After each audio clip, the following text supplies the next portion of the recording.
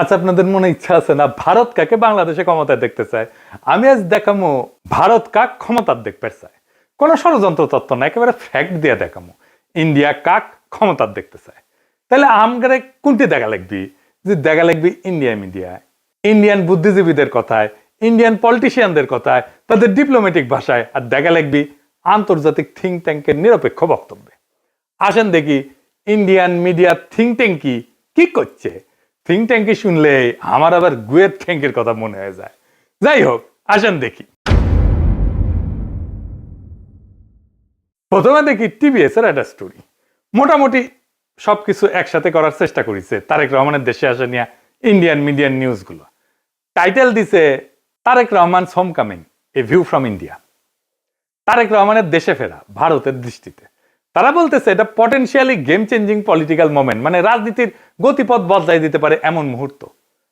এখানে ওরা করছে, এটা পত্রিকা লিখেছে, ইংরেজিতে লিখেছে, ইংরেজি যেহেতু লিখেছে ঠিকই লিখেছে, তাই না? এটা বাংলা করলে বোঝা যায় সাম্প্রতিক কিছু ইঙ্গিত থেকে বোঝা যাচ্ছে যে বিএনপি এবং ভারতের মধ্যে সতর্কভাবে সম্পর্ক পুনর্গঠনের একটা সম্ভাবনা তৈরি হয়েছে, যা দুইটা সাম্প্রতিক ঘটনার উপরে ভিত্তি করিয়া। প্রথমত উল্লেখ করা হয়েছে যে ডিসেম্বরের শুরুতে ভারতের প্রধানমন্ত্রী নরেন্দ্র মোদী খালেদা জিয়ার অবনতিশীল স্বাস্থ্যের বিষয়ে উদ্বেগ প্রকাশ করেন এবং সব ধরনের সহায়তা দেওয়ার প্রস্তাব দেন। এর জবাবে বিএনপি দ্রুতই প্রকাশ্যে এই উদ্যোগকে স্বাগত জানায় এবং মোদীর প্রতি তাদের আন্তরিক কৃতজ্ঞতা প্রকাশ করে। পর্যবেক্ষকদের মতে এই বিনিময়কে দুই পক্ষের সম্পর্ক উষ্ণ হওয়ার একটা ছোট হইলেও তাৎপর্যপূর্ণ সংকেত হিসাবে দেখা হচ্ছে। ভারতীয় কর্মকর্তারা হয়তো রহমানের, মানে তারেক রহমানের নেতৃত্বাধীন বিএনপিকে বাংলাদেশের জন্য আরো প্রেডিক্টেবল, উদারপন্থী এবং গণতান্ত্রিক বিকল্প হিসাবে দেখতে পারেন। এইবার আমরা সুবীর ভৌমিকের বক্তব্যটা দেখে আসি। হ্যাঁ, ভারত বাংলাদেশে কোন সরকার চাইবে? খুব সোজা উত্তর আমি তোমায় দিয়ে দিচ্ছি। Awami League is not in election, next best option is BNP, obviously not Jamaat. তারা অলরেডি 50 লাখ লোক নিয়ে জেহার টেয়াদের হুমকি দিচ্ছে, ফলে জামাত অবভিয়াসলি ইন্ডিয়া চাইবে না। অত অনেক কথা, ডিপ্লোম্যাটিক কথা বলে তো লাভ। কানেকশনটা হচ্ছে 71। আমরা একসাথে, আমার সৈন্য এবং মুক্তিযোদ্ধারা রক্ত ঝরিয়েছে, সেই সুবাদে Awami League. This is the historical fact. তো এই জায়গাতে হঠাৎ করে আজকে অন্য কিছু ডাইনামিক্স চলে আসবে, এটা তো আশা করাটাও ভুল। কিন্তু যে গভর্নমেন্ট আসবে তার সাথে ইন্ডিয়াকে তো ডিল করতে হবে। দেখেছেন? এবার আরেকটা স্টোরি দেখি। ঢাকার রাজনীতি শেখ হাসিনার বাইরে সরে যাওয়ায় ভারত হাত বাড়াচ্ছে বাংলাদেশ জাতীয়তাবাদী দলের দিকে। এখানে বলা হয়েছে মোদী যে খালেদা জিয়ার স্বাস্থ্যের খোঁজ নিচ্ছে সেটা হইতেছে সিগন্যাল যে বিএনপির সাথে এনগেজ হইতেছে ইন্ডিয়া হাই লেভেলে। বুঝে চাও? ডেকান হেরাল্ডে কয়া হইতেছে বাংলাদেশে শেখ হাসিনার বিকল্প হিসাবে তারেক রহমানের বিএনপির দিকে ঝোঁকের ইঙ্গিত দিচ্ছে ভারত। তো এই যে সম্পর্ক, এটা অনেক আগে থেকে শুরু হয়েছিল। এইটা ইন্ডিয়ান ফরেন মিনিস্ট্রির ব্রিফিং এ একটা প্রশ্ন ওঠে, একজন জার্নালিস্ট এটা প্রশ্ন করে। এইটা প্রথম আলো রিপোর্টেই আসছে। এটা বলতেছে, একজন সাংবাদিক প্রশ্ন করেন 2018 সাল থেকে ভারত লন্ডনে অবস্থানরত বিএনপির নেতৃত্বের সঙ্গে যোগাযোগে ছিল এমন প্রতিবেদন বিষয়ে, পাশাপাশি বিএনপির কোন নেতা বাংলাদেশে ফেরার আগে ভারতের ক্লিয়ারেন্স নিয়ে কি কোনো আলোচনা হয়েছিল কিনা এ বিষয়ে প্রশ্ন করে। বিএনপির প্রিয় প্রথম আলোতেই এটা আছে। এটা এমনকি ইন্ডিয়ার ফরেন মিনিস্ট্রির ওয়েবসাইটও আছে এই আলাপটা। আর এটা রিপোর্ট করেছে ইকোনমিক টাইমস। এটি করছে নতুন সমীকরণের প্রেক্ষাপটে খালেদা জিয়ার ভারতের প্রতি রাজনৈতিক উত্তরাধিকার নরম হয়েছে। এটা ইংরেজিটা খটোমটো হয়েছে, মানে খালেদা জিয়ার উত্তরাধিকারী ভারতের প্রতি নরম হয়েছে। ডিপ্লোম্যাট একটা রিপোর্ট করেছে, জিয়ার জন্য মোদী আন্তরিক প্রার্থনা জানাইছেন এবং বলছেন যে ভারত বিএনপি চেয়ারপারসনকে, যিনি সংকটজনক অবস্থায় আছেন, সম্ভব সব ধরনের সহায়তা দিতে প্রস্তুত। জিয়াকে পাঠানো তার বার্তাটি শুধু সৌজন্যতার সীমায় আটকে নাই বলেই মনে হয় এবং অঞ্চল জুড়ে বিশ্লেষকরা দ্রুতই এর রাজনৈতিক গুরুত্ব অনুধাবন করেছেন। এটি ব্যাপকভাবে প্রতীকী হইলেও সচেতনভাবে কূটনৈতিক উদ্যোগ হিসেবে ব্যাখ্যা করা হয়েছে। একটি সংকেত যে ভারত বাংলাদেশের পরবর্তী সরকারের সঙ্গে উষ্ণ সম্পর্ক গড়ে তুলতে প্রস্তুত, যা এই মুহূর্তে জিয়ার বিএনপি গঠন করতে পারে বলে মনে হইতেছে। দা উইক বলছে, কেন তারেক রহমানের ফেরা ইন্ডিয়ার জন্য খুশির খবর। তারাই লিখেছে, এটা খুব ইন্টারেস্টিং রিপোর্ট করছে ইন্ডিয়ান এক্সপ্রেস। এটা প্রিমিয়াম কন্টেন্ট, মানে আপনাকে টাকা দিয়ে পড়া লাগবে। শিরোনাম হইতেছে, দশকের পর দশক প্রতিক্রিয়াশীল নীতির পর ভারতের প্রতি নিজেদের অবস্থান পুনর্নির্ধারণের সুযোগ পেয়েছে বিএনপি। বাবা, মেলা সুযোগ দিছে। তারা কি এই মুহূর্তটি কাজে লাগাতে পারবে? একদম শেষে বলছে, ভবিষ্যতে যদি ফেব্রুয়ারি নির্বাচনে বিএনপি জয়ী হয় তাহলে ভারতের যে বিএনপির সঙ্গে তখন কাজ করতে হইতে পারে, সেই বিএনপি নিঃসন্দেহে আগের চেয়ে ভিন্ন হবে, নিঃসন্দেহে আগের চেয়ে ভিন্ন হবে, এবং সম্ভবত সহযোগিতার ক্ষেত্রেও আরো বেশি অনুকূল এবং গ্রহণযোগ্য হবে। আবার একটা জিনিস কথা বলছে, খুব ইন্টারেস্টিং কথা, বিএনপি স্ট্র্যাটেজি ঠিক করে দিচ্ছে।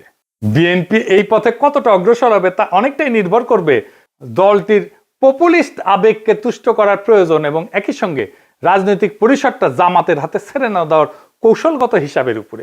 বিশেষত গত এক দশকের বেশি সময় ধরে রাজপথের শক্তির উপরে নির্ভর করার অভিজ্ঞতার পর একই সঙ্গে বিএনপিকে সবসময় সচেতন থাকতে হবে আওয়ামী লীগের ক্ষমতায় ফেরার পথ তৈরির প্রচেষ্টা সম্পর্কে। শেষ পর্যন্ত ইতিহাস বলে দেয়, যদি বিএনপি 15 বছর ধরে প্রায় গোপন অবস্থায় থেকে নেতৃত্বের একটা বড় অংশ নির্বাসনে বা গৃহবন্দী থাকা সত্ত্বেও আবার জাতীয় রাজনীতির কেন্দ্রমঞ্চে ফিরে আসতে পারে, তবে আওয়ামী লীগও ঠিক তেমনটাই করতে সক্ষম। মানে বলে দিতেছে, মনে রেখো, আওয়ামী লীগ আবার ফিরে আসতে পারে। বাংলাদেশের রাজনীতিতে আওয়ামী লীগকে সমঝে ছিল।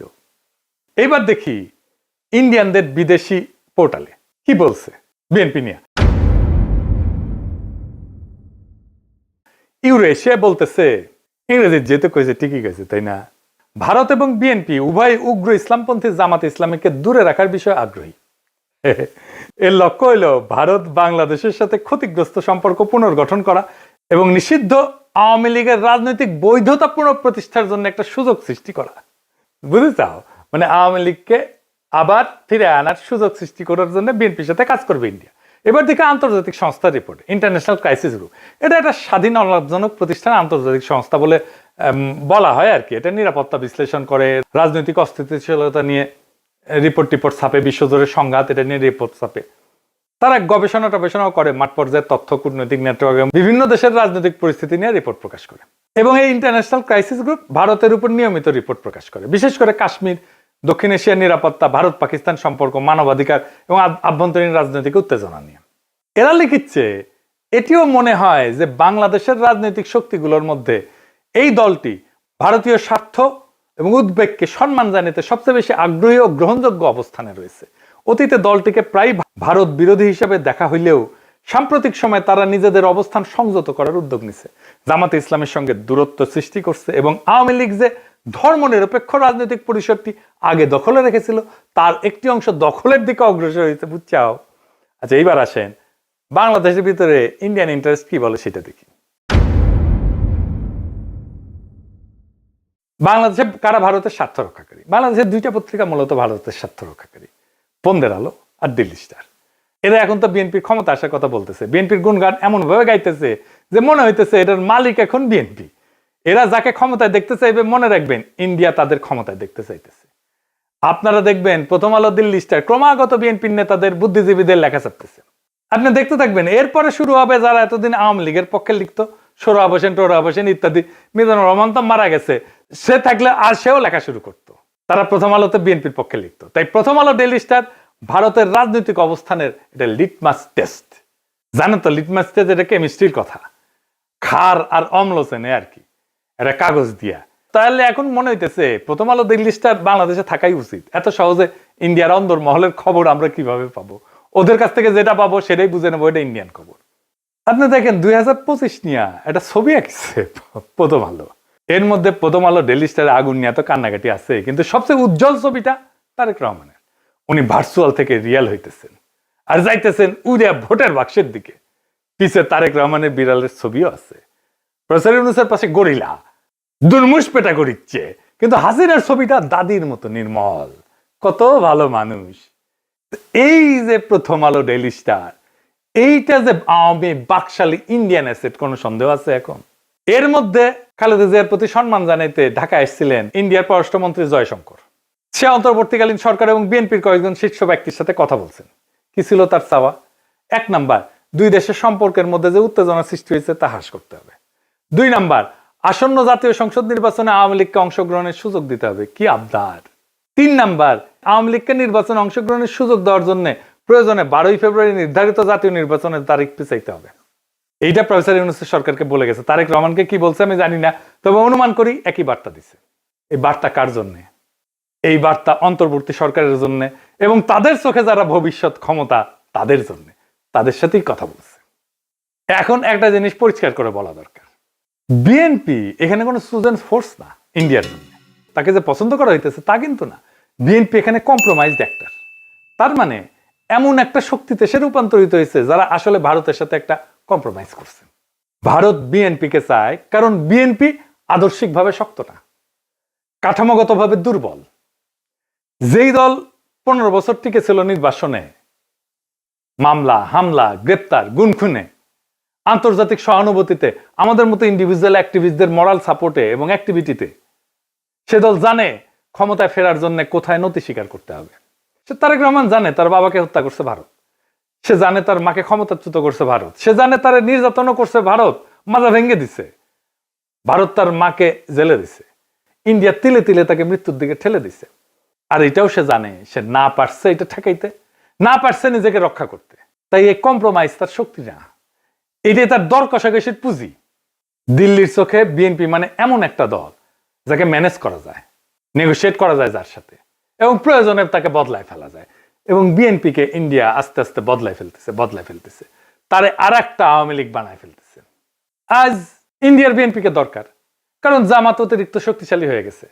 কাল আওয়ামী লীগ ফিরে আসলে বিএনপি অপ্রয়োজনীয় হয়ে যাবে, কারণ ইন্ডিয়ার কাছে বাংলাদেশে কেউই অপরিহার্য না, এখানে সবাই রিপ্লেসেবল। আওয়ামী লীগ চলে গেছে, এখন ধরেছে বিএনপিকে, বিএনপি চলে যাবে আর একজনকে ধরবে।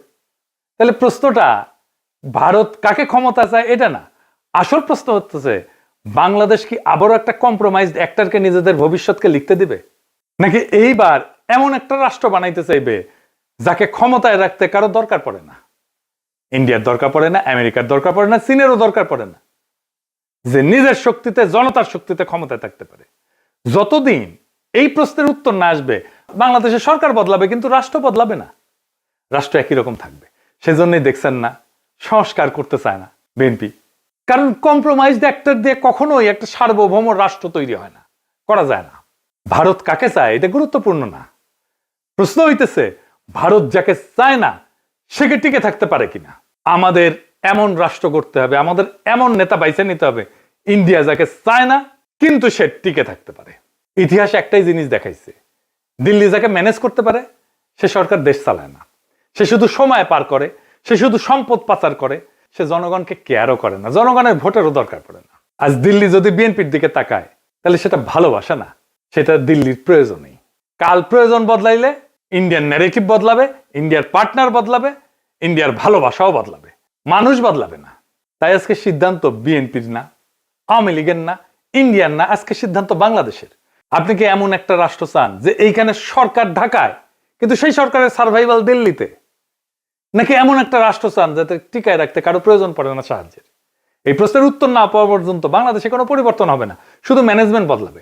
আগামী নির্বাচন এই ম্যানেজমেন্ট বদলানোর নির্বাচন না, এটা আসল পরিবর্তনের নির্বাচন, ইন্ডিয়ার বলয় থেকে বাইর হওয়ার নির্বাচন। সেই নির্বাচনে বিজয়ের লক্ষ্যে আগান।